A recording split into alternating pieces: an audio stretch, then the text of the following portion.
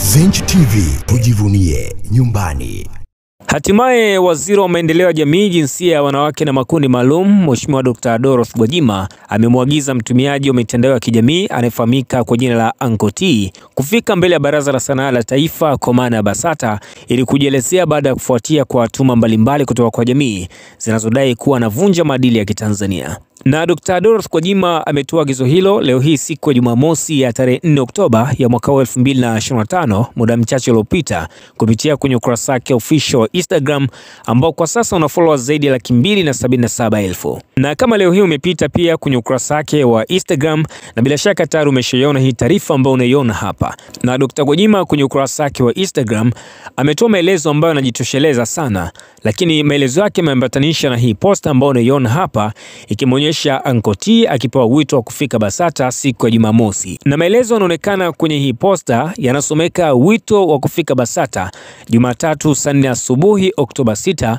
fika bila kukosa. Halafu jina la mhusika ambaye anatakiwa kuwasili BASATA kwa maana ya Uncle T likiwa limewekwa hapa pamoja na picha yake kuonekana kwa ukubwa. Na hapa nitakusomea kile ambacho amekiandika Mheshimiwa Dr. Dorothy Gwajima kwenye ukurasa wake wa Instagram. Lakini kwa wale ambao hamfahamu Uncle T ni mwanamitindo maarufu sana hapa Tanzania, na kinachomfanya jipatie maarufu ni kutokana na video zake za utata, akionekana mara kwa mara kuvalia mavazi ya kike, lakini hata kuongea kwake pamoja hata matendo na video zake zinazosambaa mitandaoni zimekuwa zikiwakwaza watu wengi sana. Na ndio maana watu wengi walikuwa wanamtagi sana Dr. Gwajima kwenye ukurasa wake wa Instagram ili atazame uchafu unaofanywa na kijana wa Kitanzania, na wengi wakisema kwamba haya sio maadili kwa kijana wa kiume wa Kitanzania kufanya matendo ambayo yanaleta ukakasi kwa jamii, na muda mwingine ana uwezo mkubwa sana kuweza kuiharibu jamii ya Kitanzania. Lakini good things ni kwamba Dr. Gwajima ameona malalamiko ya leo wengi, na ndio maana ameamua kumuita Uncle T afike BASATA kwa ajili ya kufanya mahojiano hapa na pale. Na kwa kile ambacho Dr. Dorothy Gwajima kwenye ukurasa wake wa Instagram amekuja kukiandika, alianza kwa kuandika: ndugu wanajamii wa mtandaoni, mnanitumia hoja nyingi kuhusu shughuli za mnayemuita Uncle T. Madai yenu ni kwamba video zake hazina maadili, zinaharibu vizazi, na kwamba mara nyingi husemekana sikemee, na hivyo naliona jambo hili ni muhimu kushughulikiwa. Uncle T ana hoja za kujibu.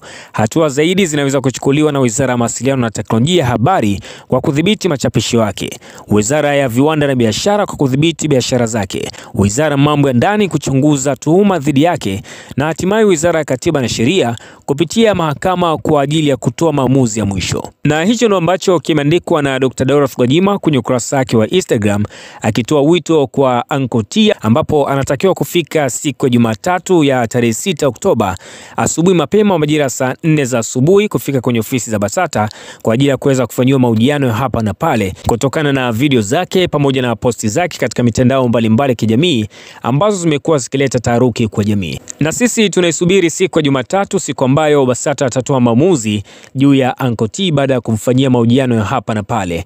Na kwa hichi ambacho kinaendelea hivi sasa kuhusiana na Uncle T kupoa wito wa kufika katika ofisi za BASATA siku ya Jumatatu, wao una maoni gani kuhusiana na hili?